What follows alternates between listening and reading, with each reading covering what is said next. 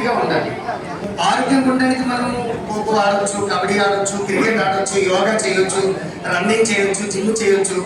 చెమట రావాలి, మనం రోజు భోజనం చేస్తాం కనుక చెమట వచ్చే విధంగా ఆరోగ్యంగా ఉండడానికి ఏదో వ్యాయామం చేయాలి.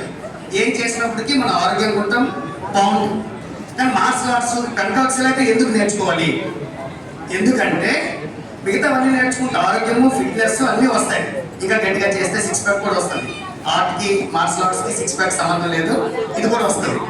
కానీ దమ్ము, ధైర్యము, గట్సు, తెగింపు, ఒక దెబ్బ తగిలిన లవ్ పెయిన్, నొప్పిని ప్రేమించడం మార్షల్ ఆర్ట్స్ నేర్పిస్తుంది. దెబ్బ తగిలినా సరే పర్లేదు, చూసుకుంటారు, ఏం కాలేదు అని. బయట అయితే చిన్న దెబ్బ తగిలితే అమ్మా అంటారు అనమాట.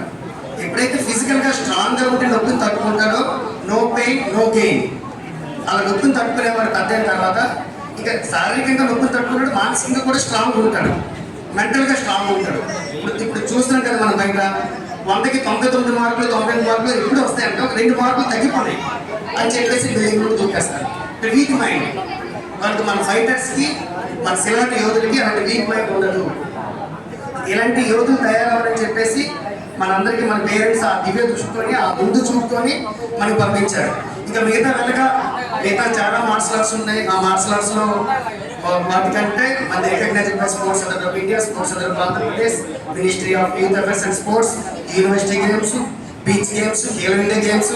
డైరెక్ట్గా మన ప్రధానమంత్రి గారే మన కంకాక్సిల్ని ప్రమోట్ చేస్తున్నారు.